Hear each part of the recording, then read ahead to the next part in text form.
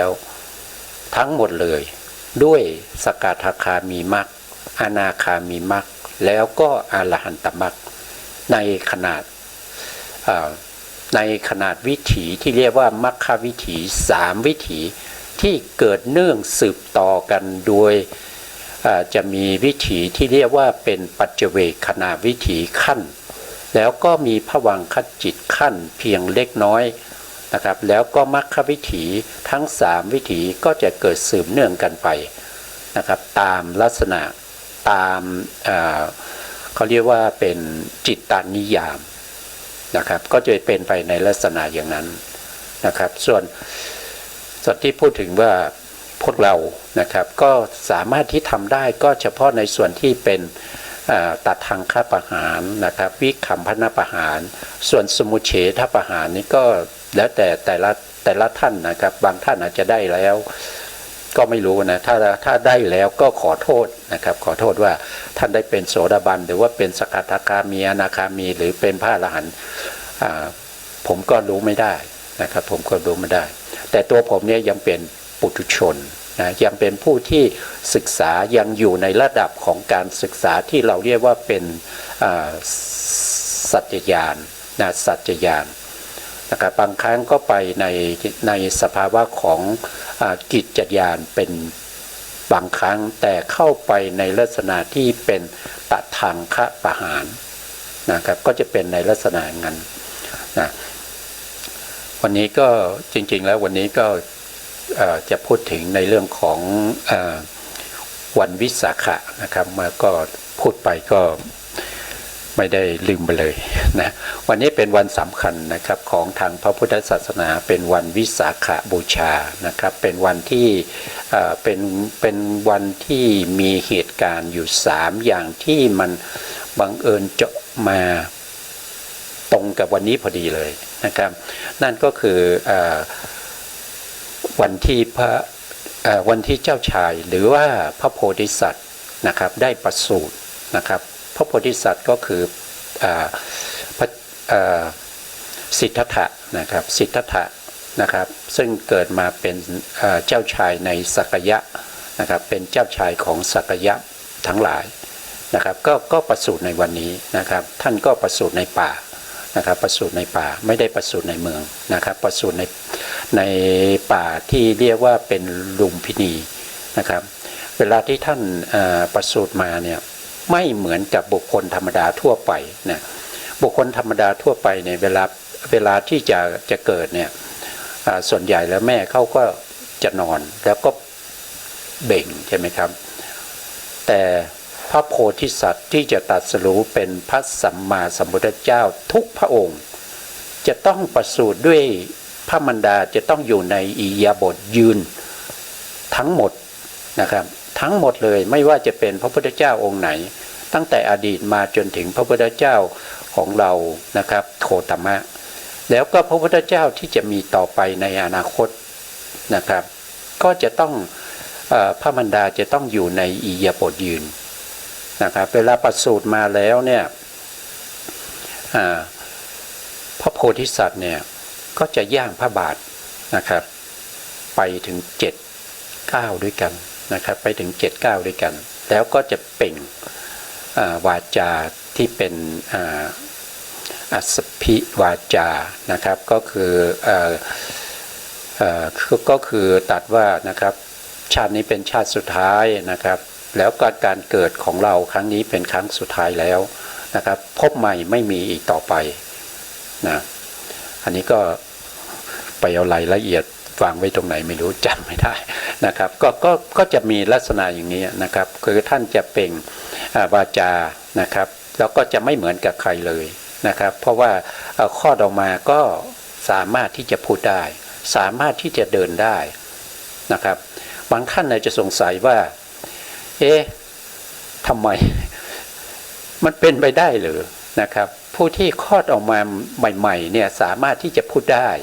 สามารถที่จะเดินก้าวย่างพระบาทได้เนี่ยเป็นไปได้หรือนะครับเป็นไปได้ครับเราอยากจะพิสูจน์ก็สามารถพิสูจน์ได้นะครับพิสูจน์ด้วยตัวเองได้เลยนะครับ ทำยังไงก็ต้องทำตามที่พระโพธิสัตว์ท่านทำมาจนมาถึงจุดนี้นะครับท่านสร้างบารมีมาจนถึงจุดที่เป็นภพชาติสุดท้ายที่จะได้ตรัสรู้เป็นพระสัมมาสัมพุทธเจ้ามีใครบ้างที่จะทำได้เหมือนท่านคนนั้นก็จะสามารถก้าวย่างพระบาทแล้วก็จะเปล่งวาจาได้ในภพสุดท้ายที่จะได้เป็นพระพุทธเจ้านะครับเราไม่มีบารมีเราไม่เคยสร้างมาเลยแล้วจะเอาตัวเราไปเปรียบเทียบกับบุคคลที่สร้างบารมีมาในระดับอย่างนั้นมันเปรียบเทียบกันไม่ได้นะครับมันเปรียบเทียบกันไม่ได้เพราะฉะนั้นอย่าเอาตัวเราไปเปรียบเทียบกับผู้ที่กำลังจะตรัสรู้เป็นพระสัมมาสัมพุทธเจ้านะครับอันนี้เป็นความจริงพิสูจน์ได้สามารถที่จะทำได้การจะเป็นพระพุทธเจ้านี่ไม่ได้มีการกีดกันนะครับขึ้นอยู่กับตัวเรานะขึ้นอยู่กับตัวเราเราสามารถจะทำตามเงื่อนไขของพระโพธิสัตว์ได้ไหมนะครับสามารถที่จะดำเนินบารมี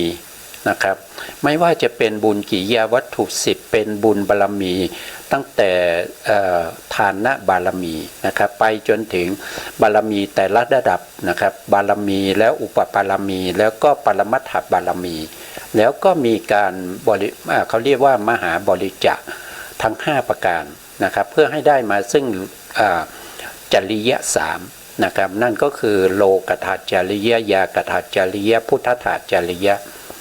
นะครับแล้วก็จนถึงระยะเวลานะครับที่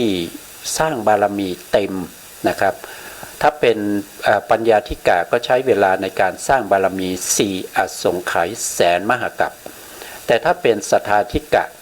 นะครับก็สัทธาธิกะสัมมาสัมพุทธเจ้านะก็หมายถึงตรงนี้นะครับก็ต้องใช้เวลาในการสร้างบารมีถึง8อสงไขยแสนมหกัปแต่ถ้าเป็นบุคคลที่ยิ่งด้วยวิริยะก็เรียกว่าวิริยะบารมีก็คือพระโพธิสัตว์ที่สร้างบารมีด้วยความเพียร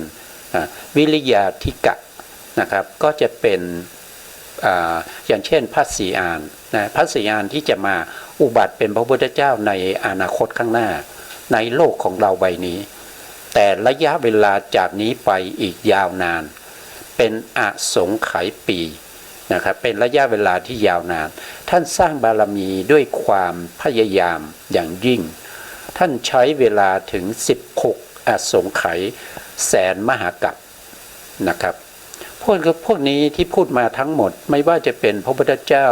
ที่เราคุ้นเคยกันอยู่ก็คือ7พระองค์ตั้งแต่พระพุทธเจ้าวิปัสสีใช่ไหมพระพุทธเจ้าสิกขีเวสสภูใช่ไหมโกนาคามนะโทษทีพระพุทธเจ้ากันพระพุทธเจ้ากักุสันทะพระพุทธเจ้า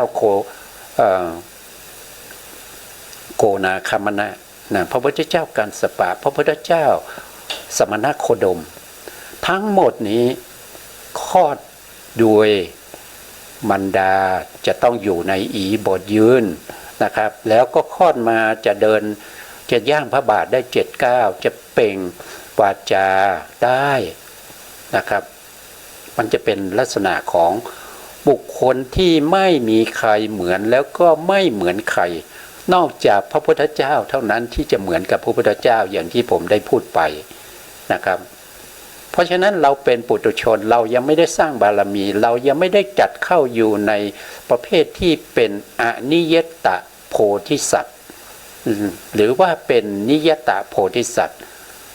เราก็จะเอาตัวเราไปเปรียบเทียบกับพระพุทธเจ้าไม่ได้นะครับเปรียบเทียบกันไม่ได้นะครับอย่าไปคิดในสิ่งที่มันเกินวิสัยของเราที่จะไปเอาความคิดของเราไปใส่กับผู้ที่กำลังจะเป็นพระพุทธเจ้ามันไม่เหมือนกันนะครับเพราะฉะนั้นก็ให้เชื่อเถอะพวกเราเชื่อแล้วพวกเราก็จะได้อานิสงส์นะครับเพราะว่าเราเชื่อในสิ่งที่ควรเชื่อถ้าเราไม่เชื่อในสิ่งที่ควรเชื่อแต่ไปเชื่อในสิ่งที่ไม่ควรเชื่ออย่างนั้นเราเรียกว่าที่ศึกษามาเมื่อวันก่อนใช่ไหมครับเราเรียกว่าเป็นบุคคลที่มีวิจิกิจฉานิวรณ์นอนเนื่องอยู่ในขันธสันดาน ของเราอย่างเต็มเปี่ยมนะเราจะข้ามพ้นจากอนุสัยกิเลสที่มันนอนเนื่องอยู่ไม่ได้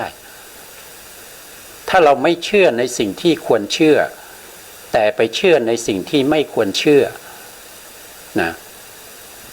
ยุคปัจจุบันเนี่ยผู้ที่เป็นมิจฉาทิฐินี่มีมากมายนะครับมีมากมายนะครับแล้วพวกที่เป็นมิจฉาทิฐิเวลาเขาเป็นมิจฉาทิฐิเนี่ยเขานึกคิดเอาเองนะครับไม่ได้ศึกษาให้ถูกแท้คือหมายถึงว่าไม่ได้ศึกษาจากต้นไปจนถึงจบบางทีอาจจะศึกษาแค่นิดๆหน่อยๆนะครับฟังแค่นิดๆหน่อยๆแล้วก็ไปคิดเอาเองแล้วก็นำเอาความคิดของตัวเองนี้ไปเผยแผ่ให้บุคคลอื่น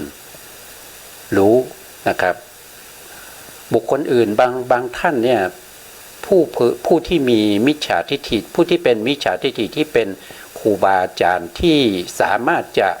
ทำให้บุคคลอื่นเชื่อเนี่ยเขามีบุญบารมีเหมือนกันเขาสร้างของเขามาเพราะฉะนั้นลูกศิษย์ลูกหาที่ไปเชื่อเนี่ยก็จะมีมากนะครับมีมากก็เป็นบารมีของเขานะครับแต่บารมีที่นำมาใช้มันใช้ไม่ถูกทางนะครับต่อไปก็จะกลายจากบารมีนั้นไปเป็นอะไรนะไปเป็นอกุศลธรรมอกุศลนำไปไหนอ่ะอกุศลก็นำไปอบายนะครับนำไปอบาย ผู้ที่สร้างบารมีมาเพื่อความเป็นพระปัจเจกอย่างเช่นพระเทวทัตพระเทวทัตนี้ท่านสร้างบารมีมาถึง2อาสงไขยแล้ว2อาสงไขยหนึ่งเนี่ยมันนับไม่ได้นะมันนับไม่ได้นะมันยาวนานมากนี่เขาสร้างมาถึง2อาสงไขยแล้วแต่ในภพที่ได้พบกับพระพุทธองค์นะครับได้พบกับสมณโคดมท่านก็ยังทำอกุศลนะครับทำบาปที่เรียกว่าเป็นอานันตริยกรรมถึง2ข้อด้วยกันนะแม้กระทั่งคนสร้างบารมีมามากมายอย่างนั้นนะครับอย่างเช่นพระพุทธเจ้าของเรานะสมัยที่ท่านเป็นพระโพธิสัตว์นะครับในสมัยในภัตตกัปนี้แหละนะในภัตตกัปนี้มีพระพุทธเจ้าอยู่5พระองค์นะครับอุบัติขึ้นแล้ว4พระองค์ในยุคสมัยที่พระโพธิสัตว์ของเราโคตมะนี้เป็นมานพนะครับ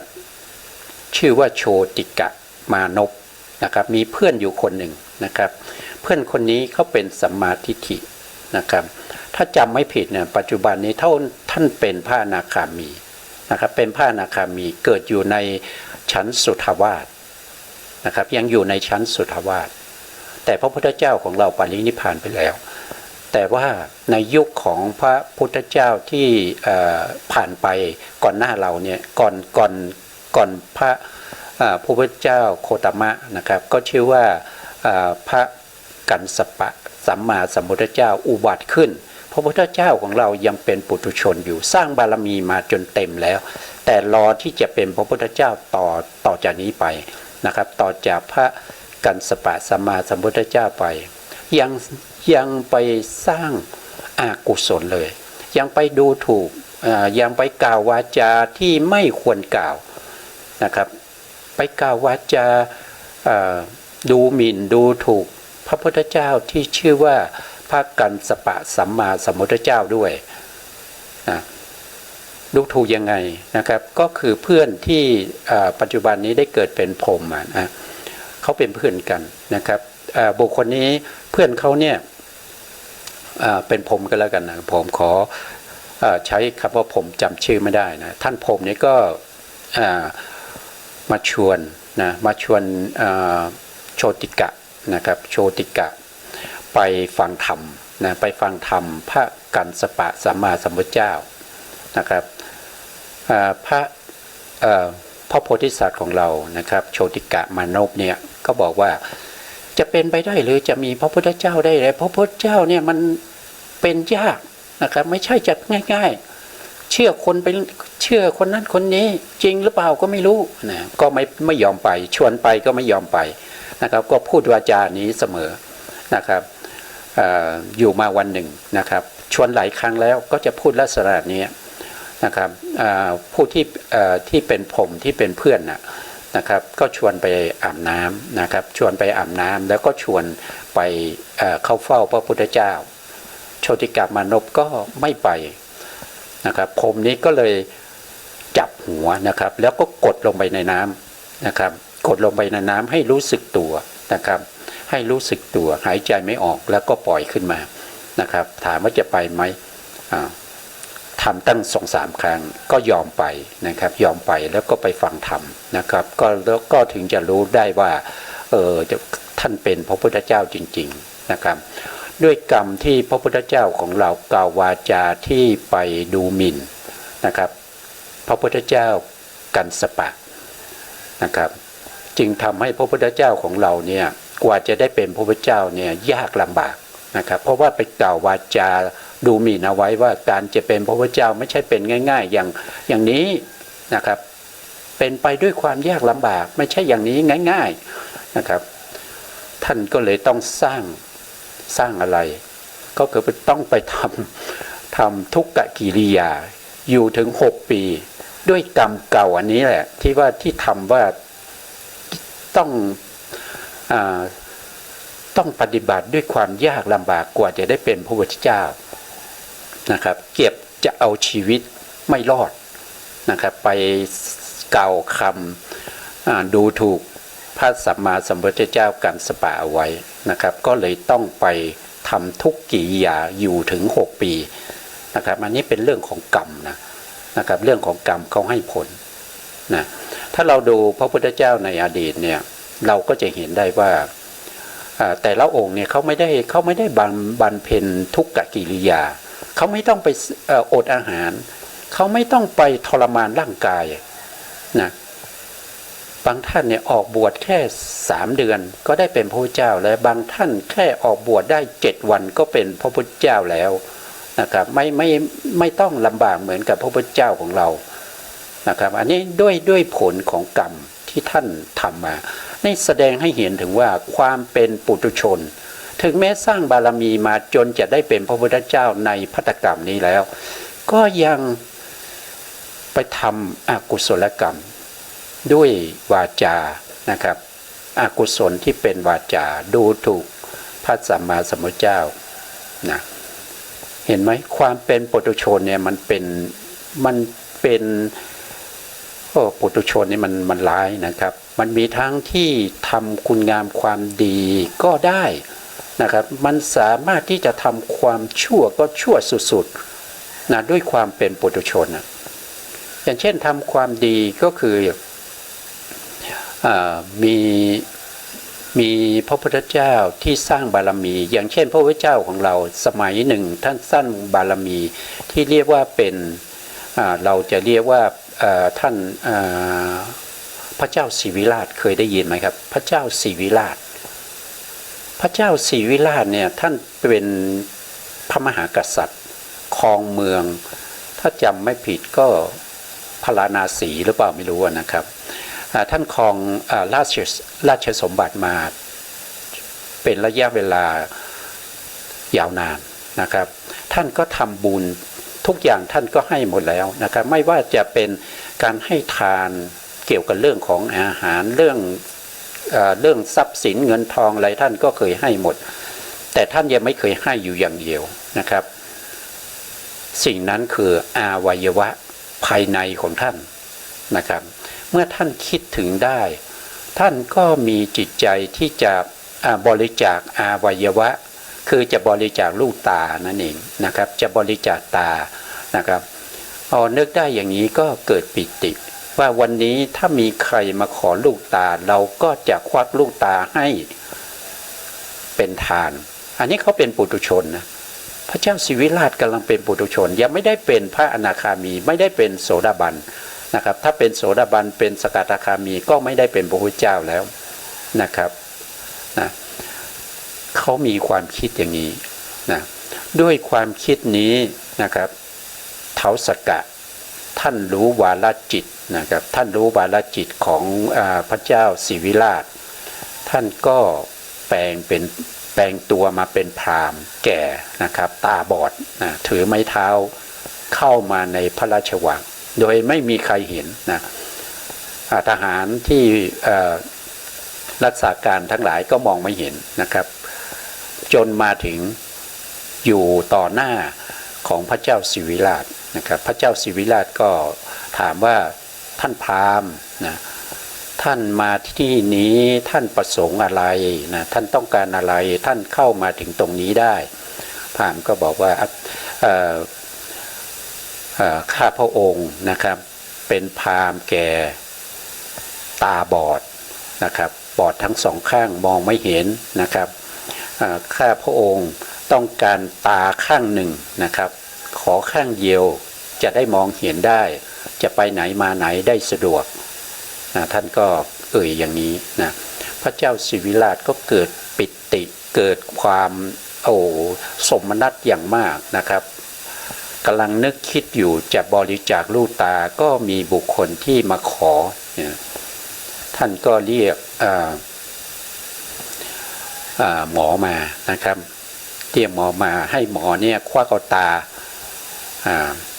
ทั้งสองข้างเนี่ยให้แก่พราหมณ์คนนี้ไปนะครับมีอำมาตย์มีข้าราชบริพารมีมเหสีมีบุคคลที่อยู่ในที่นั้นห้ามนะครับไม่ให้ทำอย่างนี้ไม่ให้ทำอย่างนี้เป็นกษัตริย์เนี่ยตาบอดเนี่ยจะปกครองชาวประชาชนได้ยังไงจะทำให้ประชาชนได้รับความสุขได้ยังไงพระองค์ก็ตรัสว่าเรากล่าววาจาไปแล้วเราจะให้เราต้องให้นะเขาก็บอกงั้นให้อย่างอื่นก็ได้ให้ทรัพย์สินเงินทองให้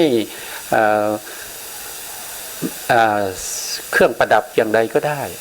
นะครับพระเจ้าศิวิราชท่านก็บอกว่าเขาไม่ได้มาขอข้าวเขาไม่ได้มาขอทรัพย์สินเงินทองเขาไม่ได้มาขออะไรเขาขอลูกตาเราจะประทานสิ่งอื่นให้เขาได้ยังไงไม่ตรงกับความต้องการของเขาเขาต้องการตาเราก็ต้องให้ตาไปนะครับจนในที่สุดหมอก็ทุกคนก็ห้ามไม่ได้นะครับก็ควักดวงตาให้แก่พราหมณ์นะครับควักดวงตาด้วยการใช้ยานะครับแล้วก็ทำให้ตาเนี่ยมันหลุดออกมานะครับเมื่อหลุดออกมาแล้วพระเจ้าศิวิราชก็บอกเอามาวางที่มือของพระองค์นะครับพระองค์ก็ดูเสร็จแล้วก็ประทานให้แก่พราหมณ์นั้นแล้วก็ให้หมอนั้นรักษาเอาตาใส่ให้แก่พราหมณ์นั้นไปนะครับแล้วก็ลูกที่สองพระเจ้าศิวิราชก็บอกว่ายังเหลืออีกลูกหนึ่งให้เขาไปนะครับทุกคนก็ห้ามแล้วก็พราหมณ์ก็บอกว่าข้าพระองค์ขอแค่ข้างเดียวดวงตาแค่ดวงเดียวก็พอแล้วนะครับดวงที่อีกดวงหนึ่งข้าพระองค์ไม่ต้องการแล้วโอ้ไม่ได้เราจะให้ทั้งหมดนั่นแหละนะครับจนในที่สุดก็ต้องต้องเอาตาอีกข้างหนึ่งนะครับให้แก่พราหมณ์นั้นไปอันนี้คือปุถุชนนะครับปุถุชนสามารถที่จะทำความดีนะครับจนถึงกับควักลูกตาตัวเองให้แก่บุคคลอื่นนะครับแล้วก็ยังมีในเรื่องของพระโพธิสัตว์เนี่ยท่านสร้างบารมีที่เสียสละชีวิตเนี่ยก็มากมายอย่างเช่นสัสตบัณฑิตนะที่ในยุคสมัยที่ท่านเป็นกระต่ายนะครับท่านก็เสียสละชีวิตนะครับเสียสละสรีระร่างกายเนี่ยให้เป็นอาหารแก่พราหมณ์นะครับอันนี้ก็เป็นเรื่องของปุถุชนนะแม้กระทั่งเป็นสัตว์เดรัจฉานนะครับสัตว์เดรัจฉานนี่ยังสามารถที่จะสละชีวิตได้นะครับให้เป็นทานนะเพราะฉะนั้นการที่จะมาประสูติแล้วก็เดินได้7 ก้าวเนี่ยมันไม่ใช่เรื่องยากนะครับสำหรับพระโพธิสัตว์ที่สร้างบารมีมาเต็มแล้วมันไม่ใช่เรื่องยากที่จะวาจาในขณะที่ประสูติออกมานะครับถ้าเราดูในพระสูตรเนี่ยเราจะเห็นได้ว่าสิ่งที่เวลาที่พระโพธิสัตว์นะครับประสูติออกมาเนี่ยสามารถพูดได้เนี่ยก็จะมีอยู่ถ้าจำไม่ผิดก็มีอยู่3 เรื่องนะครับเรื่องที่1ก็คือที่เราพูดถึงเจ้าชายสิทธัตถะไปแล้วนะเรื่องที่2ก็คือเรื่องของพระเวสสันดรนะครับพระเวสสันดรเนี่ยเวลาคลอดเนี่ยคลอดระหว่างถนนนะครับไม่ได้คลอดในพระราชวัง นะครับ เวลาคลอดออกมาเนี่ยพอออกมาแล้วเนี่ยท่านจะเอ่ยวาจานะครับขอทรัพย์จากพระมารดาเลยแม่ขอเงินแม่ขอเงินหนูจะให้ทานนะครับพูดออกมาได้นะครับอันนั้นคลอดมาใหม่ๆก็พูดแล้วต้องการที่จะให้ทานนะครับขอเงินขอทองขออะไรจากพระมารดานะครับเพื่อจะให้ทานนะอันนี้อันหนึ่งนะครับที่สามารถพูดได้ตั้งแต่คลอดออกมานะครับแล้วอีกชาติหนึ่งนะชาติที่ท่านได้เป็นพระโพธิสัตว์ที่เป็นที่สร้างปัญญาบารมีใครนะพระอะไรนะครับที่สร้างบารมีเกี่ยวกับเรื่องของปัญญานะครับมโหสถโทษทีมโหสถนะท่านคลอดออกมาตรงนั้นเนี่ยท่านก็ถือเอายามาด้วยนะครับยาเนี่ยก็ไม่ตามอัตถกถาบางท่านก็กล่าวว่าเทวดามอบให้นะครับในขณะที่คลอดออกมาเนี่ยนะครับเพราะว่าบิดาของท่านเนี่ยมีโรคประจำตัวนั่นก็คือเรื่องของการเวียนศีรษะบ่อยอยู่เป็นประจำนะครับแล้วเทวดาก็ให้โอสถมาเวลาคลอดออกมาเนี่ยเทวดาก็เอาโอสถนะครับใส่ที่มือนะครับของพระมโหสถนะพระมโหสถคลอดออกมาถือยามาด้วยนะครับถือยามาด้วยแล้วก็พูดกับพระมารดาว่าอันนี้ยานะครับอันนี้ยานะครับก็พูดในอย่างพวกเรานี่ก็พูดว่าอันนี้ยารักษาเวียนศีรษะให้พ่อเนี่ยก็พูดในลักษณะนี้นะครับก็บอกว่านี้อย่าบอกให้แม่บอกแม่นะครับบอกแม่ซึ่งกำลังคลอดอยู่นะครับบอกว่านี้ยานะครับอันนี้ก็เป็นการพูดได้ตั้งแต่คลอดนะครับเห็นไหมการสร้างบารมีเนี่ยมันสามารถทำให้เราเนี่ยได้ในสิ่งที่คนอื่นไม่คิดไม่ฝันว่ามันจะเป็นไปได้นะครับเพราะฉะนั้นสิ่งพวกนี้เนี่ยเป็นสิ่งที่เราควรเชื่อนะครับถ้าเราไม่เชื่อในสิ่งที่เราควรเชื่อแต่ไปเชื่อในสิ่งที่เราไม่ควรเชื่อนั้นเป็นอกุศลธรรมเป็นอนุสัยด้วยเรียกว่าวิจิกิจฉาอนุสัยนอนเนื่องอยู่ในขันธสันดานของพวกเราแล้วเมื่อไหร่นะครับเราจะพ้นไปจากการเวียนว่ายตายเกิดเราจะพ้นไปจากความทุกข์ทรมานที่เกิดมาแล้วจะต้องมีความแก่ความเจ็บความตายแล้วก็ต้องเกิดอีกเกิดแล้วก็ต้องตายอีกใช่ไหมครับถ้าเราไม่มีบุญบารมีมันจะรอดออกไปจากวัฏฏะสงสารนี้ไม่ได้เราไม่มีบารมีมันก็วนเวียนอยู่ในวัฏฏะสงสารนี้แหละแต่เพียงเราไม่รู้เราไม่เชื่อว่ามีการเวียนว่ายตายเกิดเราเชื่อว่าเราเกิดมาก็แค่ภพนี้นะครับเราตายไปก็หมดเนี่ยสิ่งพวกนี้เป็นสิ่งที่เราไม่ควรเชื่อนะครับเราไม่ควรเชื่อเราต้องเชื่อว่าสัตว์ทั้งหลายมีการเวียนว่ายตายเกิดสัตว์ทั้งหลายมีกรรมเป็นของตนนะครับทำกรรมใดไว้ย่อมได้รับกรรมนั้นไม่ช้าก็เร็วนะครับกรรมนั้นจะติดตามเราไปเหมือนกับล้อเกวียนหมุนตามรอยเท้าโคไปฉะนั้นนะครับเมื่อมีโอกาสเนี่ยมันก็จะให้ผลนะครับโคเดินไปที่ไหนนะครับล้อเกวียนนั้นมันก็จะทับรอยเท้าโคไปเรื่อยๆนะมันก็จะเป็นลักษณะอย่างนี้นะครับแต่เราไม่รู้เมื่อเรายังไม่รู้แต่ว่าเราไม่รู้ว่าเราไม่รู้เนี่ยอันนี้เป็นอวิชชาที่ไม่รู้จะบอกว่าไงนะครับถ้าเราไม่รู้แต่เราคิดว่าเรารู้เนี่ยมันยากนะครับมันยากที่จะรู้ได้นะที่จะรู้ว่าสิ่งที่ควรเชื่อเป็นอย่างไรสิ่งที่ไม่ควรเชื่อเป็นอย่างไรนะครับจริงๆแล้วนะครับอย่าง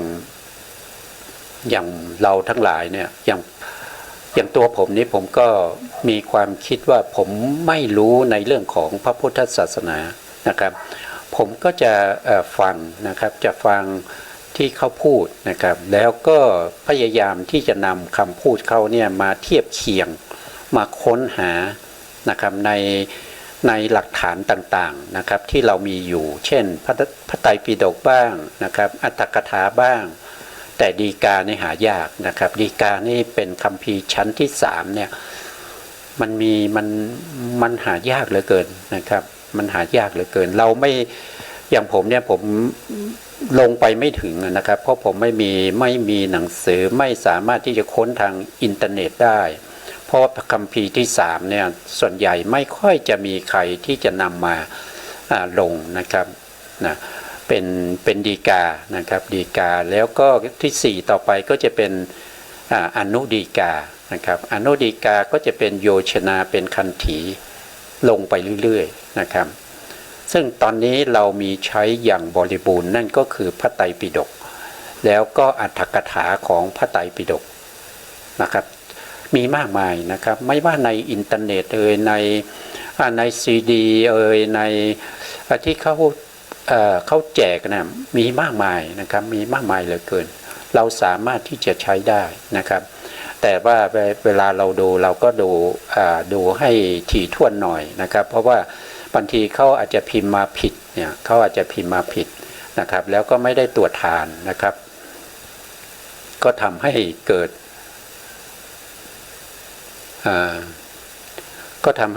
ความรู้สึกได้ว่าสิ่งนั้นมันไม่ถูกต้อง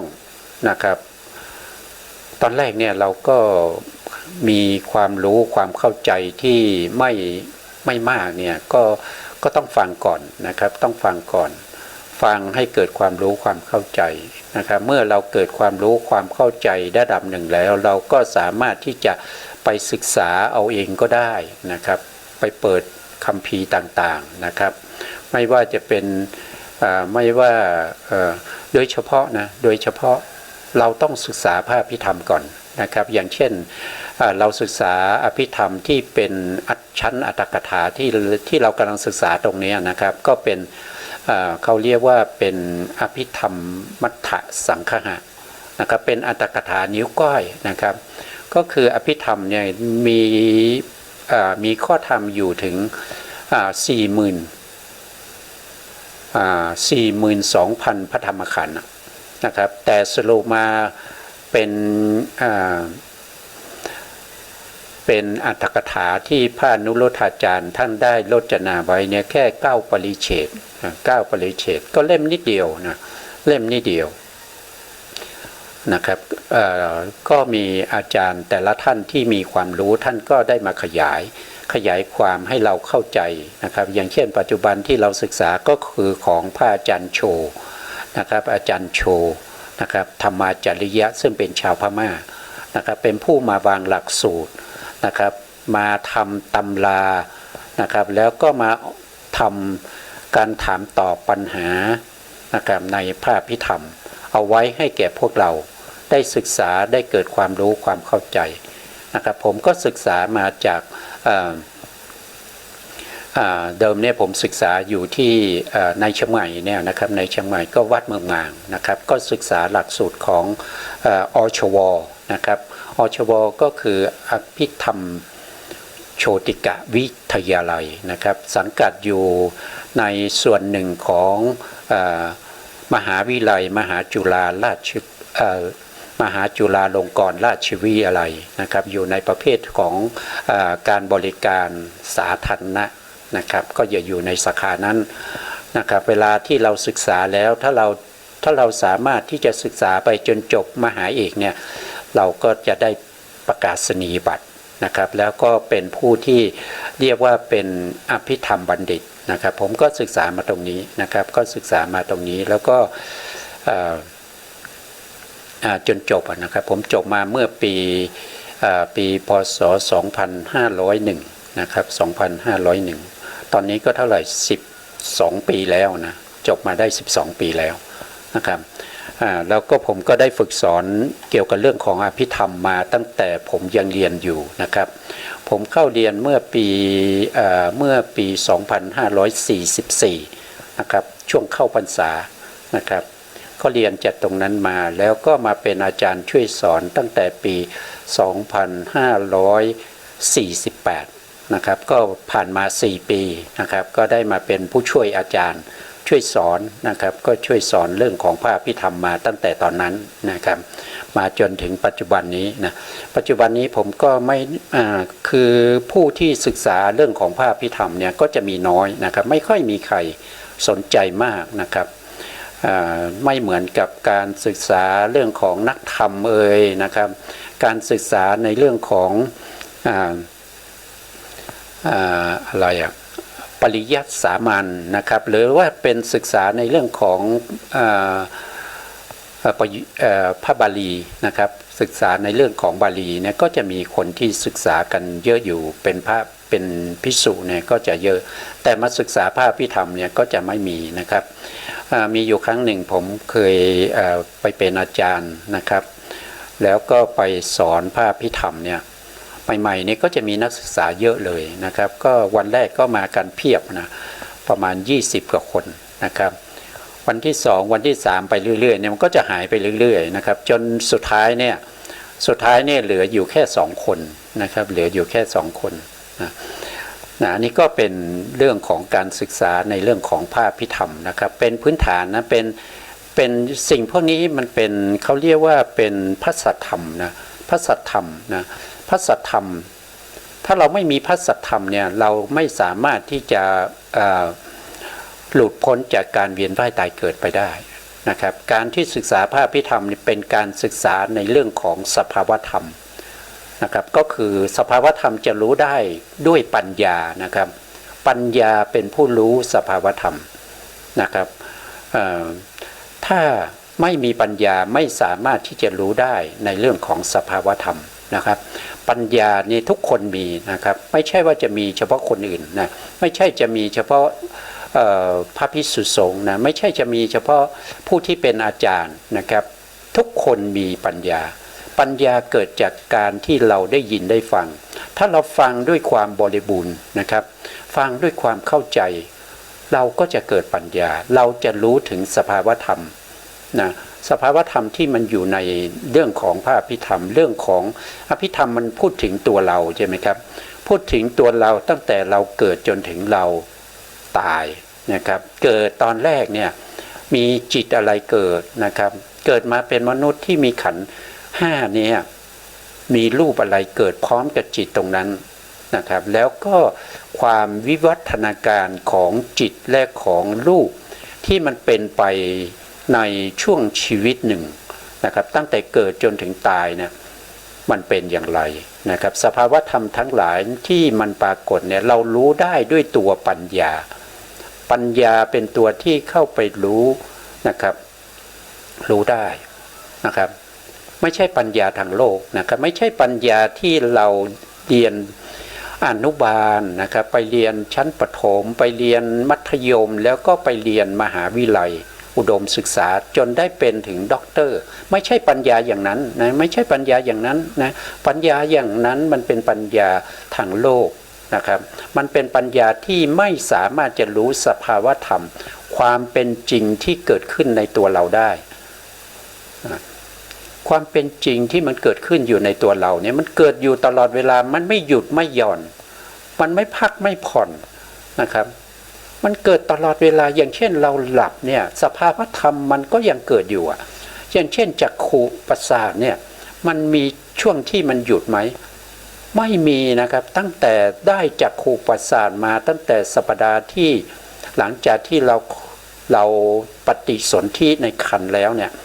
ในสัปดาห์ที่10ถ้าจำไม่ผิดก็11ในสัปดาห์ที่11เนี่ยก็จะมี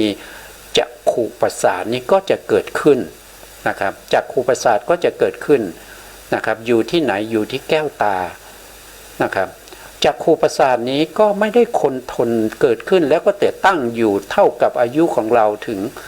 70-80 ปีจักขุประสาทที่เกิดขึ้น1 กะลาบเนี่ยจะมีอายุเท่ากับ จิตแค่17ดวงนั่นก็คืออนุขณะเล็กๆถึง52ขณะเท่านั้นเองนะครับแล้วก็จิตดวงหนึ่งนี้การเกิดขึ้นแล้วก็ดับไปเนี่ยนับขณะได้3ขณะนะมันน้อยมากระยะเวลาที่มันเกิดขึ้นเนี่ยแล้วก็ดับไปเนี่ยมันรวดเร็วนะครับมันรวดเร็วมากนะสภาวธรรมพวกนี้มันเกิดแล้วก็ดับอยู่ตลอดเวลานะครับเพียงแต่เราไม่รู้เท่านั้นเองแม้ว่าเราหลับมันก็เป็นของมันอย่างนั้นนะครับนะมันไม่ใช่ว่าเวลาเราหลับแล้วสภาวธรรมพวกนี้มันจะหยุด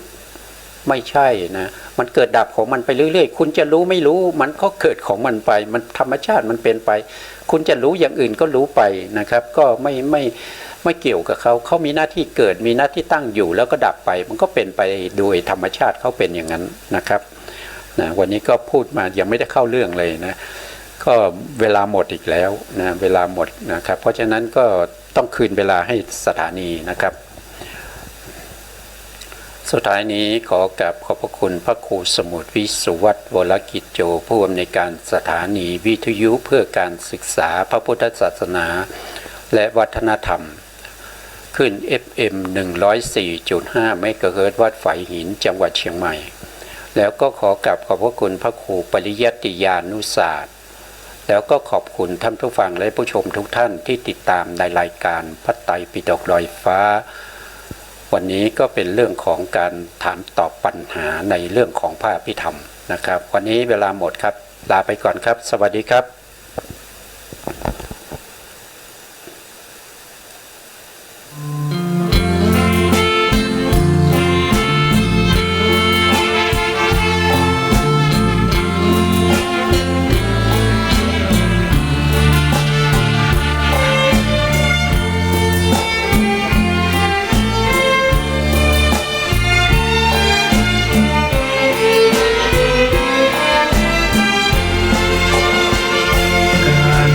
เป็นทุกข์เหตุทำให้เกิดทุกข์ช่องทางดับทุกข์นั้นคืออุเบกขาอริยสัจสี่รวมความได้เห็นปัญญาส่องฉายบัญชาในภาวะจิตในโลกิยธรรมโลกุตระธรรมจุดเชื่อมที่นำเจริญสมาธิใจโอตระภูญาณเชี่ยวชาญมั่นคงสดใสปัจจัตตังใช้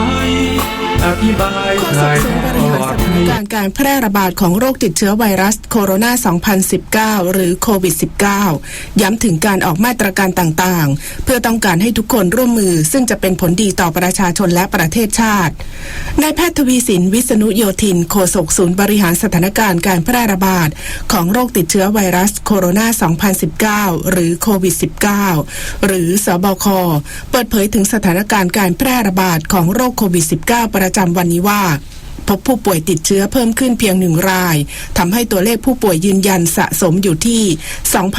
2,989 คนหายป่วยแล้ว 2,761 คน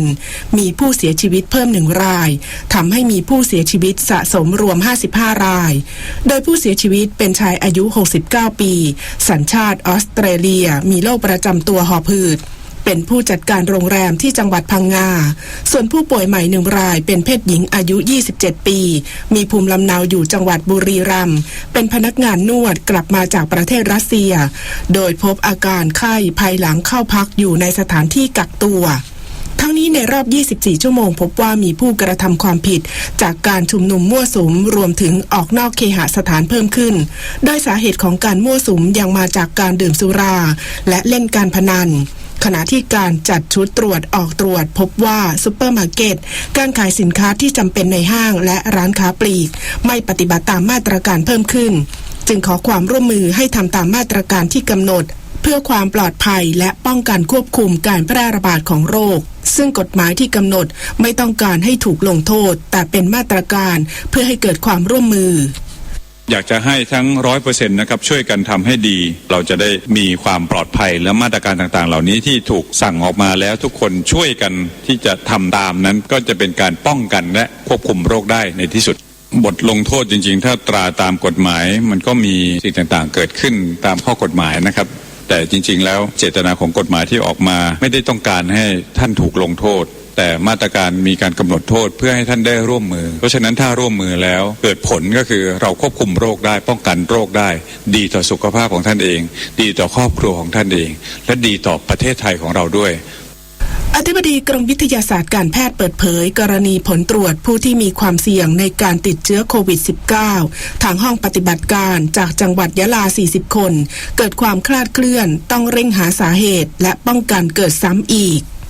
นายแพทย์โอภาสการกวินพงศ์อธิบดีกรมวิทยาศาสตร์การแพทย์เปิดเผยถึงผลการตรวจทางห้องปฏิบัติการจากจังหวัดยะลาว่าก่อนหน้านี้ที่มีการเผยแพร่ข่าวการติดเชื้อโรคโควิด -19 ของประชาชนในพื้นที่จังหวัดยะลาจำนวน 40 คนภายหลังผลตรวจออกมาว่าทั้ง 40 คนติดเชื้อจึงได้ส่งตัวอย่างไปที่ห้องปฏิบัติการจังหวัดสงขลาและส่วนกลางซึ่งล่าสุดผลออกมาว่าเป็นลบคือไม่พบว่าติดเชื้อตนยืนยันว่ากรณีดังกล่าวโรงพยาบาลจังหวัดยะลาดำเนินการตามมาตรฐานแต่ยอมรับว่าอาจเกิดความคลาดเคลื่อนได้ซึ่งจะต้องเร่งหาสาเหตุและป้องกันการเกิดเหตุซ้ำขึ้นอีกจึงได้ส่งทีมกรมวิทยาศาสตร์การแพทย์และผู้ที่เชี่ยวชาญลงพื้นที่ตรวจสอบพบว่าห้องปฏิบัติการจังหวัดยะลาเป็นแห่งแรกในพื้นที่3จังหวัดชายแดนที่ผ่านมามีการตรวจไปแล้วกว่า 4,000 ตัวอย่างทำให้สามารถควบคุมสถานการณ์ในพื้นที่ได้ในระดับหนึ่งแต่เนื่องจากมีภาระงานค่อนข้างเยอะและมีการค้นหาผู้ป่วยเชิงรุกในชุมชนจึงต้องปรับการทำงาน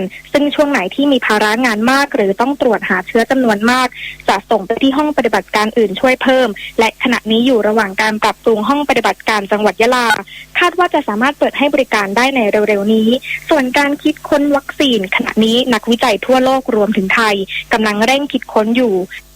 ก็พบว่า 40 รายนั้นการตรวจที่ศูนย์วิทยาศาสตร์การแพทย์สงขลาเนี่ยเป็นลบเพื่อให้เกิดความแน่ชัดนะครับก็ได้มีการส่งตัวอย่างนั้นมาตรวจที่กรมวิทยาศาสตร์การแพทย์ที่ส่วนกลางอีกครั้งหนึ่งซึ่งได้ดำเนินการตรวจไปตั้งแต่เมื่อคืนจนถึงเช้านะครับก็พบว่าผลการตรวจทั้ง 40 คนเนี่ยได้ผลเป็นลบเช่นเดียวกับที่ศูนย์วิทยาศาสตร์การแพทย์สงขลานะครับเพราะฉะนั้นก็จะสรุปว่าผลการตรวจของบริการที่ทางแลบจังหวัดยะลามีความคลาดเคลื่อนเกิดขึ้นด้านนายแพทย์อนุพงศ์ผู้ทรงคุณวุฒิกรมควบคุมโรคเปิดเผยว่าขณะนี้แม้สถานการณ์ผู้ติดเชื้อในประเทศลดลงแต่กระทรวงสาธารณสุขยังคงมาตรการควบคุมโรคต่อไปเนื่องจากมีคนไทยที่ทยอยเดินทางกลับมาจากต่างประเทศรัฐบาลจึงได้จัดระบบไว้รองรับคนกลุ่มนี้เพื่อสร้างความมั่นใจให้กับประชาชนว่าจะไม่มีการนำเชื้อจากต่างประเทศเข้ามาติดกับคนไทยในประเทศได้ทั้งนี้หลังจากที่มีการผ่อนปรนมาตรการขอให้ประชาชนยังคงเข้มงวดในการปฏิบัติตัวไม่นำตนเองไปสัมผัสกับความเสี่ยงต่างๆพร้อมทั้งปรับตัวให้เข้ากับวิถีชีวิตใหม่เช่นการสวมใส่หน้ากากผ้าพกเจลแอลกอฮอล์และกินร้อนช้อนส่วนตัวกัญญาณัฐ พงษ์ธเนศ ภาคินรายงานกระทรวงการต่างประเทศเร่งช่วยเหลืออำนวยความสะดวกนำคนไทยในต่างประเทศกลับไทยส่วนที่ยังไม่สามารถเดินทางได้สถานเอกอัครราชทูตได้แจกจ่ายถุงยางชีพบรรเทาความเดือดร้อนเบื้องต้นนางนฤมลพินโยสินวัฒน์โฆษกประจำสำนักนายกรัฐมนตรีเปิดเผยว่าพลเอกประยุทธ์จันทร์โอชานายกรัฐมนตรีและรัฐมนตรีว่าการกระทรวงกลาโหมสั่งการให้กระทรวงต่างประเทศเร่งช่วยเหลือคนไทยในต่างแดนและอำนวยความสะดวกให้กับคนไทยที่ต้องการเดินทางกลับประเทศโดยสถานกงสุลใหญ่ณฮ่องกงจัดเที่ยวบินพิเศษนำคนไทยที่ตกค้างในฮ่องกงและมาเก๊ากลับประเทศไทย161คนเดินทางถึงท่าอากาศยานสุวรรณภูมิเมื่อเวลาประมาณ 16 นาฬิกาที่ผ่านมาขณะที่สถานเอกอัครราชทูตณกรุงโคลัมโบประเทศศรีลังการ่วมกับสถานกงสุลกิติมศักดิ์ประจำสาธารณรัฐมันดีฟได้จัดเที่ยวบินพิเศษนำคนไทยที่ตกค้างในมันดีฟ131คนเดินทางกลับประเทศไทยแล้วสำหรับผู้ที่ติดค้างอยู่ในมันดีฟและศรีลังกาสถานเอกอัครราชทูตจะจัดหาเที่ยวบินกลับไทยให้โดยเร็วโดยคำนึงถึงระบบการกักตัวภายในประเทศไทยที่สามารถรองรับผู้เดินทางกลับประเทศในแต่ละวันทั้งนี้สถานเอกอัครราชทูตณกรุงโคลัมโบยังได้แจกจ่ายถุงยางชีพให้คนไทยในศรีลังกาที่ลงทะเบียนแจ้งความประสงค์ขอกลับไทยแต่ยังไม่สามารถเดินทางได้ ในส่วนของสถานเอกอัครราชทูตณกรุงโตเกียวได้ช่วยเหลือคนไทยในญี่ปุ่นระหว่างการแพร่ระบาดของเชื้อไวรัสโควิด -19 โดยได้แจกจ่ายเจลแอลกอฮอล์ฆ่าเชื้อโรคหน้ากากอนามัยอาหารแห้งและสิ่งของเครื่องใช้ที่จำเป็นพลโทคงชีพตันตระวานิชโฆษกกระทรวงกลาโหมเปิดเผยว่าพลเอกชัยชาญช้างมงคลรัฐมนตรีช่วยว่าการกระทรวงกลาโหมและพลเอกนัทอินทราเจริญปลัดกระทรวงกลาโหมได้ประชุมร่วมกับกองอำนวยการรักษาความมั่นคงภายในราชอาณาจักรหน่วยขึ้นตรงกระทรวงกลาโหมและเหล่าทัพเพื่อติดตามการบริหารจัดการมาตรการกักตัวควบคุมโรคของรัฐณศูนย์บรรเทาสาธารณภัยในศาลาว่าการกลาโหมโดยรับทราบสถานภาพคนไทยที่เดินทางผ่านสายการบินกลับจากต่างประเทศตั้งแต่วันที่ 4 กุมภาพันธ์ที่ผ่านมาซึ่งยังพักกักตัวตามมาตรการควบคุมโรคของรัฐจำนวน 3,290 คนส่งกลับภูมิลำเนาแล้ว 2,175 คนทั้งนี้ระหว่างวันที่ 6-10 พฤษภาคม 2563 จะมีคนไทยที่ตกค้างในประเทศต่างๆทั้งจากสหรัฐอเมริกายุโรปแอฟริกาใต้ตะวันออกกลางและเอเชียทยอยเดินทางกลับเข้ามาอีกจำนวน 1,481 คนโดยในวันนี้มีการเดินทางเข้ามากว่า 200 คนซึ่งทั้งหมดจะต้องผ่านกระบวนการคัดกรองและกระจายเข้าพักในพื้นที่กักควบคุมโรคที่กำหนด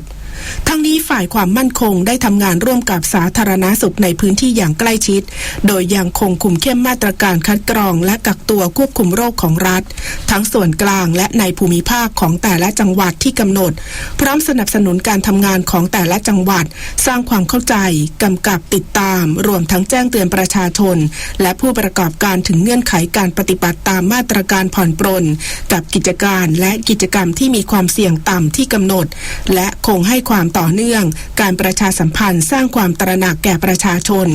ยึดปฏิบัติตนตามมาตรการควบคุมโรคอย่างเคร่งครัดตำรวจจับกลุ่มผู้ต้องหาตามหมายจับมีพฤติการที่ขายราคาแพงเกินกว่าที่กฎหมายกำหนดหรือหลอกลวงฉ้อโกงประชาชนได้แล้วพร้อมเตรียมขยายผลหลังมีผู้เสียหายกว่า50 รายพลตำรวจตรีพันธนะนุชนาถผู้บังคับการข่าวกรองยาเสพติดกองบัญชาการตำรวจปราบปรามยาเสพติดกล่าวถึงกรณีการสืบสวนติดตามจับกลุ่มขบวนการกักตุนหน้ากากอนามัยแล้วมาจำหน่ายในราคาแพงเกินกว่าที่กฎหมายกำหนดทำให้ประชาชนทั่วไปได้รับความเดือดร้อนว่ามีผู้เสียหายจากการซื้อหน้ากากอนามัยผ่าน Facebook ที่ถูกนายพงษ์พันธ์อานามวงศ์ผู้ต้องหาตามหมายจับมีพฤติการที่ขายราคาแพงเกินกว่าที่กฎหมายกำหนดหรือหลอกลวงฉ้อโกงประชาชนทำให้ตำรวจได้ออกหมายจับในข้อหากระทำผิดฐานฉ้อโกงประชาชนและนำเข้าสู่ระบบคอมพิวเตอร์ซึ่งข้อมูลคอมพิวเตอร์ปลอมไม่ว่าทั้งหมดหรือบางส่วนหรือข้อมูลคอมพิวเตอร์อันเป็นเท็จโดยประการที่น่าจะเกิดความเสียหายแก่ผู้อื่นหรือประชาชนหลังได้หลอกลวงขายหน้ากากอนามัยจนมีกลุ่มผู้เสียหายได้สั่งซื้อหน้ากากอนามัยผ่านการโฆษณาขายหน้ากากอนามัยในเพจสาธารณะต่างๆที่ใช้ชื่อที่หลากหลายและใช้รูปของบุคคลอื่นมาแอบอ้างกว่า10 Facebook เช่นอุปกรณ์วัดไข้ดิจิตอลอุปกรณ์การแพทย์ทุกชนิดหน้ากากอนามัยเจลล้างมือเมื่อมีประชาชนผู้สนใจสั่งซื้อชำระเงินแล้วกลับไม่ได้สินค้ามูลค่าความเสียหายกว่า 500,000 บาททั้งนี้พบมีผู้เสียหายกว่า20 รายเป็นบุคลากรทางการแพทย์และมีความจำเป็นต้องใช้หน้ากากอนามัยไปใช้ปฏิบัติหน้าที่จากการตรวจสอบมีผู้เสียหายเข้าแจ้งความร้องทุกข์ให้ดำเนินคดีแล้ว15 รายที่เหลืออยู่ระหว่างประสานเข้าแจ้งความร้องทุกข์ต่อไปโดยเตรียมขยายผลการสืบสวนจากนายพงษ์พันธ์อานามวงศ์ผู้ต้องหาที่จับกุมตัวได้แล้วปิยพันธ์ยังเทียนรายงานด้านตำรวจนครบาล 9 บุกค้นจับกลุ่มผู้ต้องหานำเข้ากักตุนหน้ากากอนามัยรวมแล้วเกือบ 400,000 ชิ้นพร้อมเตรียมขยายผลแหล่งที่มาฝ่ายสืบสวนกองบังคับการตำรวจนครบาล 9 นำกำลังเข้าจับกลุ่มตัวนายอาทิตย์อายุ 23 ปีได้ที่บ้านพักในหมู่บ้านกลางเมืองสาทรตากสิน 2 ซอย 6 กรุงเทพมหานครพร้อมยึดของกลางหน้ากากอนามัยยี่ห้อต่างๆรวมกว่า 390,000 ชิ้นเครื่องตรวจวัดอุณหภูมิและชุดตรวจหาเชื้อโควิด -19 รวมกว่า 2,900 ชิ้นนอกจากนี้เจ้าหน้าที่ได้ทำการตรวจปัสสาวะเบื้องต้นพบมีผลเป็นบวกจึงนำส่งตรวจที่โรงพยาบาลบางประกอบ 8 พ ลปรากฏพบยาเสพติดให้โทษประเภทหนึ่งในร่างกายของผู้ต้องหาจากการสอบปากคำเบื้องต้นผู้ต้องหาให้การรับสารภาพจึงนำส่งพนักงานสอบสวนสถานีตำรวจนครบาลบางขุนเทียนดำเนินคดีหลายข้อหาอาทินำเข้าและครอบครองหน้ากากอนามัยซึ่งเป็นสินค้าควบคุมความผิดตามพระราชบัญญัติว่าด้วยราคาสินค้าและบริการและเสพสารเสพติดให้โทษประเภทหนึ่งโดยผิดกฎหมายด้านพลตำรวจตรีจิรพัฒน์ภูมิจิตรรองผู้บัญชาการตำรวจนครบาลเปิดเผยว่าการจับกุมนี้สืบเนื่องจากตำรวจทราบว่าผู้ต้องหามีการลักลอบนำเข้าและกักตุนสินค้าเพื่อจำหน่ายเกินราคาที่กฎหมายกำหนดซึ่งถือเป็นการจับกุมล็อตใหญ่สุดในพื้นที่กองบังคับการตำรวจนครบาล 9และหลังจากนี้เตรียมขยายผลจับกุมแหล่งที่มาและผู้ที่เกี่ยวข้องต่อไปปลัดกระทรวงเกษตรและสหกรณ์เชิญชวนเกษตรกรที่ยังไม่ขึ้นทะเบียนกว่า1 ล้านคนรีบลงทะเบียนรับสิทธิ์เงินเยียวยาเดือนละ 5,000 บาทเป็นระยะเวลา3 เดือนภายในวันที่15 พฤษภาคมนี้นายอนันต์สุวรรณรัตน์ปลัดกระทรวงเกษตรและสหกรณ์แถลงข่าวที่ศูนย์บริหารสถานการณ์การแพร่ระบาดของโรคติดเชื้อไวรัสโคโรนา 2019 หรือโควิด -19 หรือสบคถึงโครงการช่วยเหลือเกษตรกรที่ได้รับผลกระทบจากการระบาดของโรคติดเชื้อไวรัสโคโรนา 2019 ว่าสำนักงานเศรษฐกิจการเกษตรกระทรวงเกษตรและสหกรณ์ได้รวบรวมข้อมูลการขึ้นทะเบียนเกษตรกรจากหน่วยงานต่างๆรวม7ฐานข้อมูลทั้งกรมส่งเสริมการเกษตรกรมประมงกรมปศุสัตว์กรมหม่อนไหมการยางแห่งประเทศไทยของกระทรวงเกษตรและสหกรณ์สำนักงานคณะกรรมการอ้อยและน้ำตาลทรายของกระทรวงอุตสาหกรรมและการยาสูบแห่งประเทศไทยของกระทรวงการคลังรวมทั้งหมดประมาณ 8,300,000 คนให้แก่กระทรวงการคลังร่วมตรวจสอบความซ้ำซ้อนว่าเป็นผู้รับสิทธิตามมาตรการเยียวยาอื่นๆของรัฐบาลหรือไม่เช่นมาตรการเราไม่ทิ้งกันข้าราชการบำนาญหรือประกันสังคมท่านนี้เกษตรกรที่ขึ้นทะเบียนและมีการปรับปรุงทะเบียนแล้วในปี 2562/2563 จะได้รับเงินเยียวยาโดยที่ไม่ต้องดำเนินการใดๆเพิ่มเติมส่วนเกษตรกรที่ยังไม่ได้ขึ้นทะเบียนคาดว่าจะมีจำนวนกว่า1 ล้านคนให้ขึ้นทะเบียนเกษตรกรใหม่ภายในวันที่15 พฤษภาคมนี้ก็จะขอถือโอกาสนี้เชิญชวนให้พี่น้องเกษตรกรที่ยังไม่ได้ปรับปรุงบัญชีเดิมมาปรับปรุงบัญชีแล้วก็จะมีเกษตรกรอีกประมาณ1 ล้านกว่าที่จะต้องขึ้นทะเบียนใหม่ในช่วงนี้ถึงวันที่15ทางกรมส่งเสริมการเกษตรให้สามารถไปยื่นแบบทบก.กับผู้นำท้องถิ่นหรือว่าอาสาสมัครเกษตรในหมู่บ้านซึ่งทั้ง2 ส่วนนั้นก็จะรวบรวมให้กับเจ้าหน้าที่ส่งให้กับเกษตรอำเภอเพราะนั้นเกษตรกรไม่จำเป็นต้องไปถึงเกษตรอำเภอโดยตัวเองทางเจ้าหน้าที่ก็จะไปตรวจสอบแปลงแล้วก็ให้ผู้นำหมู่บ้านและผู้นำท้องถิ่นรับรองการทำการเกษตรเข้ามาปลัดกระทรวงเกษตรและสหกรณ์กล่าวได้ว่าคาดว่าในวันที่15 พฤษภาคมนี้ธนาคารเพื่อการเกษตรและสหกรณ์การเกษตรหรือธกส.จะเริ่มทยอยจ่ายเงินงวดแรกจำนวน 5,000 บาทให้แก่เกษตรกรที่ขึ้นทะเบียนและมีการปรับปรุงทะเบียนแล้วในปี 2562/2563 จำนวนกว่า 8,300,000 คนทางนี้การจ่ายเงินเยียวยาให้แก่เกษตรกรจะจ่ายเดือนละ 5,000 บาทเป็นระยะเวลา3 เดือนตั้งแต่พฤษภาคมถึงกรกฎาคมธิตาวันลาบขจรสงวนรายงานด้านอธิบดีกรมส่งเสริมการเกษตรแจ้งสำนักงานเกษตรอำเภอทุกแห่งพร้อมเปิดให้บริการเกษตรกรทุกวันตั้งแต่วันนี้ถึงวันที่15 พฤษภาคม 2563นายเข้มแข็งยุติธรรมดำรงอธิบดีกรมส่งเสริมการเกษตรลงพื้นที่ให้กำลังใจเจ้าหน้าที่เกษตรณสำนักงานเกษตรอำเภอต่างๆพร้อมรับฟังปัญหาการปฏิบัติงานในพื้นที่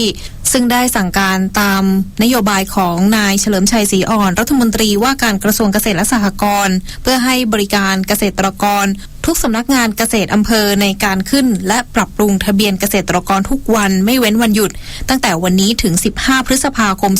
2563 พร้อมกล่าวว่าตามที่ได้มีโครงการช่วยเหลือเยียวยาเกษตรกรที่ได้รับผลกระทบจากการระบาดของโรคติดเชื้อไวรัสโคโรนา 2019 หรือโควิด -19 ของกระทรวงเกษตรและสหกรณ์เพื่อช่วยเหลือเยียวยาและชดเชยให้กับภาคประชาชนที่ได้รับผลกระทบจากสถานการณ์ดังกล่าวโดยจ่ายช่วยเหลือจำนวน 5,000 บาทเป็นระยะเวลา3 เดือนตั้งแต่เดือนพฤษภาคมถึงกรกฎาคม 2563 มีเป้าหมายเป็นเกษตรกรที่ขึ้นทะเบียนเกษตรกรไว้กับกรมส่งเสริมการเกษตรกรมปศุสัตว์และกรมประมงนั้นขณะนี้ในส่วนของกรมส่งเสริมการเกษตรได้จัดส่งรายชื่อให้สำนักงานเศรษฐกิจการเกษตรประมาณ6 ล้านรายและยังมีเกษตรกรที่อยู่ระหว่างการตรวจสอบข้อมูลอีกจำนวนกว่า 1,570,000 รายและเปิดรับขึ้นทะเบียนเกษตรกรใหม่ที่ยังไม่เคยขึ้นทะเบียนมาก่อนภายในวันที่15 พฤษภาคม 2563 ท ำให้มีเกษตรกรเดินทางมาสำนักงานเกษตรอำเภอเป็นจำนวนมากจึงได้สั่งการให้มีการเปิดให้บริการเกษตรกรทุกวันไม่เว้นวันหยุดเพื่อลดความหนาแน่นและลดความแออัดในช่วงเวลาที่เกษตรกรต้องการขึ้นและปรับปรุงทะเบียนเกษตรกรอธิบดีกรมส่งเสริมการเกษตรกล่าวอีกว่าการขึ้นทะเบียนเกษตรกรและปรับปรุงทะเบียนเกษตรกรยังเป็นไปตามเกณฑ์การขึ้นทะเบียนเกษตรกรเท่านั้นคือหลังจากปลูกพืชแล้ว15วันนำหลักฐานพร้อมแบบฟอร์มโดยสามารถขอได้จากอาสาสมัครเกษตรหมู่บ้านหรือผู้นำชุมชนมายื่นได้ที่สำนักงานเกษตรอำเภอที่ตั้งแปลงปลูกทั้งนี้ขอให้แจ้งข้อมูลจริงกับเจ้าหน้าที่หากตรวจสอบพบการแจ้งข้อมูลเท็จจะมีโทษตามกฎหมายได้นาฤนาถแข็งขันรายงานกรมสุขภาพจิตจัดทำโปรแกรมดูแลจิตใจด้วยตนเองเพื่อปรับตัวเข้าสู่ฐานวิถีชีวิตใหม่เพื่อให้กลุ่มเสี่ยงติดเชื้อผู้ป่วยโควิด -19 และประชาชนทั่วไปใช้จัดการความเครียดของตนเองนายแพทย์จุมพจน์พรหมศรีดารองอธิบดีกรมสุขภาพจิตเปิดเผยว่าโปรแกรมการดูแลจิตใจด้วยตนเองเพื่อให้กลุ่มเป้าหมาย4กลุ่มประกอบด้วยกลุ่มที่สงสัยว่าติดเชื้อต้องกักตัวอยู่บ้าน14วันกลุ่มผู้ติดเชื้อโควิด -19 อาการไม่รุนแรงกลุ่มผู้ติดเชื้อโควิด -19 อาการรุนแรงแต่ยังทำกิจกรรมต่างๆได้และกลุ่มผู้ติดเชื้อโควิด -19 อาการรุนแรงมากที่ต้องรักษาตัวอยู่ใน ICU ใช้เป็นแนวทางจัดการความเครียดของตนเองเนื่องจากการจะมีร่างกายแข็งแรงได้ต้องมีจิตใจที่เข้มแข็งด้วยซึ่งโปรแกรมนี้เน้นสร้างความรู้ความเข้าใจและฝึกทักษะช่วยเสริมความเข้มแข็งทางจิตใจในช่วงการแพร่ระบาดของโรคโควิด -19 ด้วยการฝึกสมาธิและสติ8ครั้งวันละ 20-30 นาทีร่วมไปกับการดำเนินชีวิตประจำวันอย่างมีสติทั้งการดูแลสุขภาพอนามัยส่วนบุคคลการดำเนินชีวิตตามมาตรการสังคมผู้สนใจสามารถดาวน์โหลดติดตามและเริ่มฝึกได้ตั้งแต่วันนี้ผ่าน Facebook และ YouTube ของกรมสุขภาพจิตต่อจากนี้ไปขอเชิญรับฟังไทยคู่ฟ้าครับรัฐบาลเห็นชอบแนวทางการจ่ายเงินอุดหนุนเพื่อช่วยเหลือคนพิการที่ได้รับผลกระทบจากการแพร่ระบาดของโรคโควิด -19 คนละ 1,000 บาทจำนวน1ครั้งสำหรับคนพิการที่มีบัตรประจำตัวคนพิการจำนวน2ล้านคนโดยใช้งบประมาณกองทุนส่งเสริมและพัฒนาคุณภาพชีวิตคนพิการวงเงิน 2,000 ล้านบาทนอกจากนี้ยังเห็นชอบให้ปรับสวัสดิการเบี้ยความพิการแก่ผู้ถือบัตรประจำตัวผู้พิการที่มีอายุไม่เกิน18ปีจำนวน 120,000 คนจากเดือนละ800บาทเป็น 1,000 บาทโดยจะเริ่มจ่ายตั้งแต่วันที่1ตุลาคม2563เป็นต้นไปซึ่งการเพิ่มเงินช่วยเหลือดังกล่าวนอกจากจะช่วยให้คนพิการมีรายได้เพียงพอเพื่อเป็นค่าใช้จ่ายที่จำเป็นในช่วงเกิดปัญหาการแพร่ระบาดของโรคโควิด -19 แล้วยังช่วยให้คนพิการมีเงินทุนเพื่อการดำรงชีวิตที่ดีขึ้นอีกด้วยครับร่วมเดินหน้าประเทศไทยกับสำนักโฆษกสำนักเลขาธิการนายกรัฐมนตรี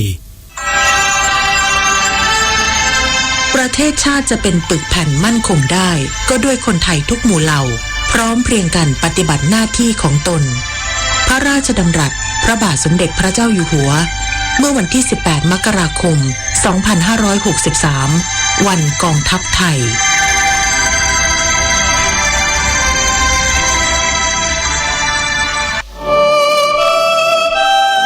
ชีวิตมนุษย์มีสุขมีทุกข์ดีใจ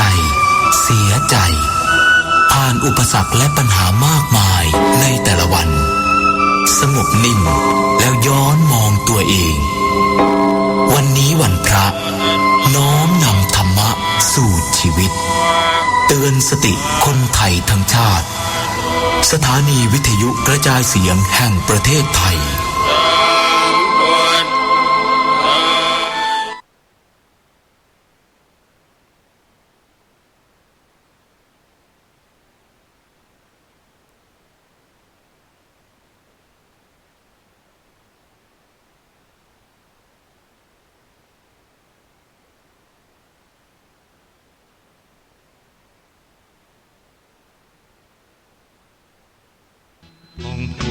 นำพุทธชน